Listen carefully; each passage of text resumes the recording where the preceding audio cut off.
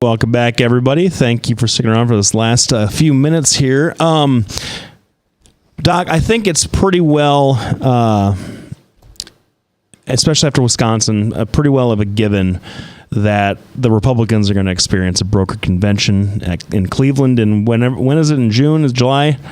Usually we have it a little bit later. Later than August. You guys have it, I think, in June or July. Yeah. We have it like the end of August, beginning of September. Sure. Like that. So it's probably going to be a broker convention. It definitely looks like it's headed that way, which means that everything is kind of up for grabs if somebody doesn't get the nomination on the first ballot. We saw this in 2012 or 2010 with our good friend of the show, Brad Zahn. Yep.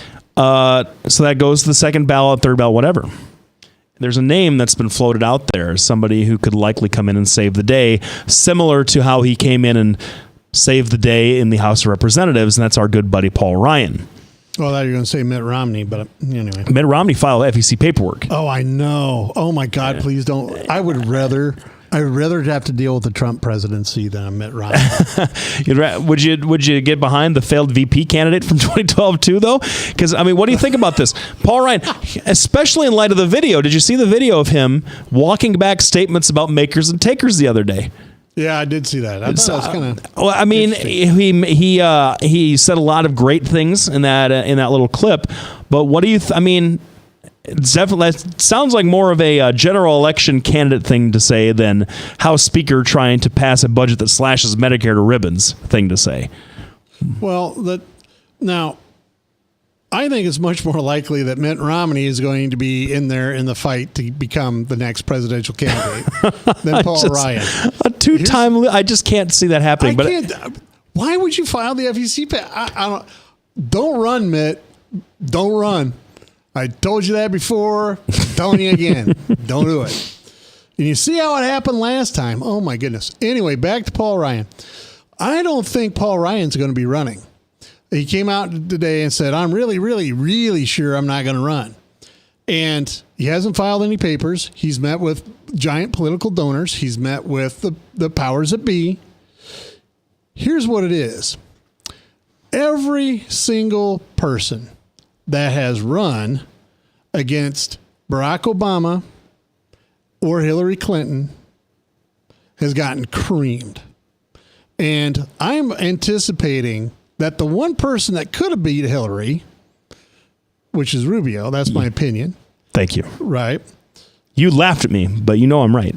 Well, I had to laugh at you. I was on public radio. Now that he's dropped out, I don't care. Right. But the bottom line is Rubio could have beat Hillary. He could have beat Sanders. Cruz, according to generic polls, and you can never believe those, can't even beat Trump. So you're like, oh, wow, look at that. Look at that, So you have this giant firestorm consuming everybody in the Republican Party. Trump is reaming people right and left. He's making people fall out. Rubio is damaged goods at this point.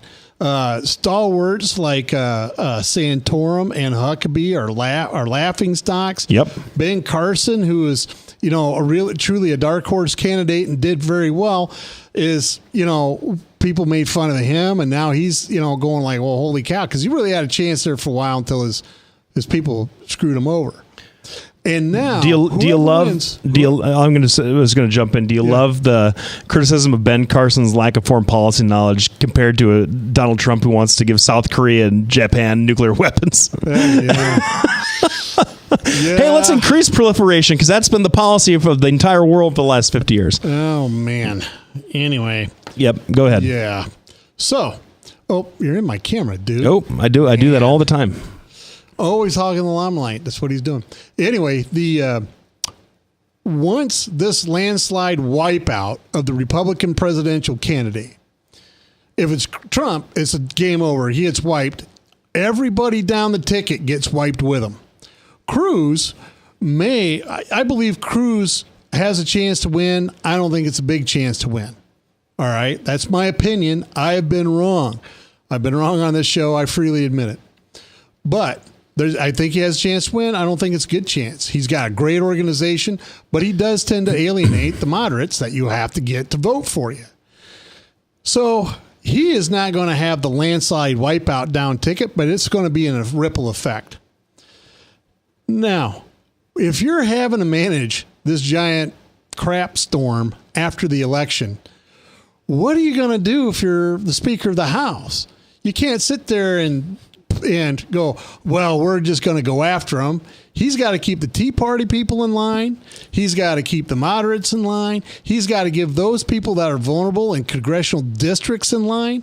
So his message is going to be one of reconciliation. He is positioning himself to be the last power broker that the Republican Party has, because he's going to be the last one that stayed out of this fray. He hasn't been brought into it by anybody at this point.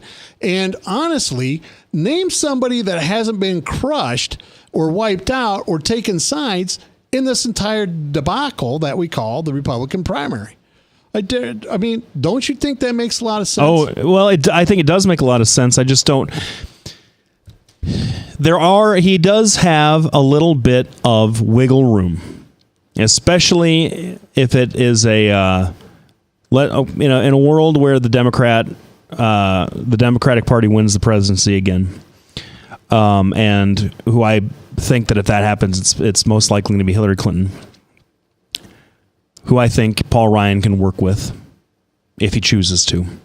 But here's an interesting article from NPR from a couple of weeks ago, talking about the House GOP's 2010 Tea Party class heading for the exits.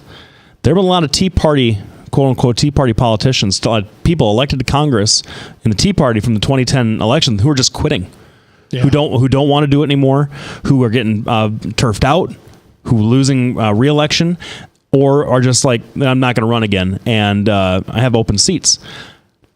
If the influence of the Tea Party wanes in the next several months and in the first year of a Democratic presidency with Paul Ryan as the Speaker, what constituency does he really have to placate? Well, the Tea Party and the Freedom Caucus are the ones who've been causing all the quote unquote problems, right? Well, really. It doesn't surprise me. Well, in fact, I've read similar type of articles, but none of this surprises me because the Republican, now don't get me wrong, I didn't like A.J. Spiker all that much, or that Steve Bierfeld here in Iowa. But Branstad did what the establishment does. All right, we're just going to crush you, get it out of the way, and then that way we're just concerned with maintaining our own power. And the problem is the Republicans are shooting themselves in the foot. Instead of going, well, hold on, you guys are morons, you need to get out, they should have welcomed him in instead of, well, hold on, let's try to get some things done that you want to get done. It's not, who was the last speaker before Ryan? I can't even remember the guy's name now. John Boehner. I don't even want to say the guy's name. Capitulator.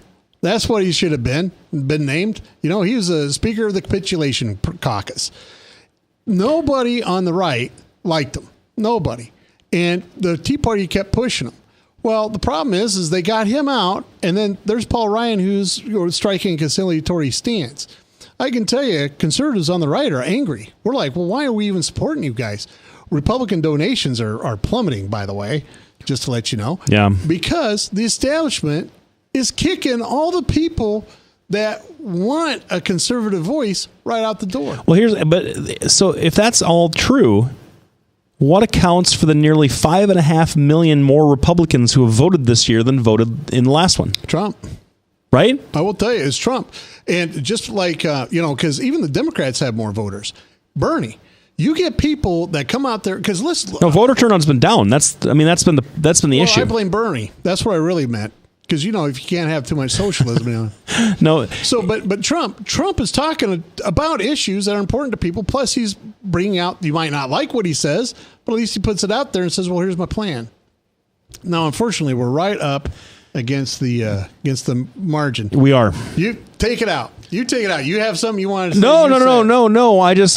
To say that Donald Trump has a plan is like saying that there's somebody with a delicious cream pie that's filled with acid. I mean, Yeah. it just. But at least he's got a pie. Nobody else. Everybody just sits around and says, "Hey, we're going to make a great pie. How are you going to do that?" I have no idea. We're just going to have a great pie. Well, no, that's- Donald Trump comes out there and says, "This is my pie, and this is what I made." No, but that's exactly you just described. I don't have to tell you because it's going to be great. It's going to be a huge one. I'm not. I don't even tell you. He comes a healthcare plan, immigration. No, he doesn't. Yeah, You- go look up the you- site. you- It goes through it step by step.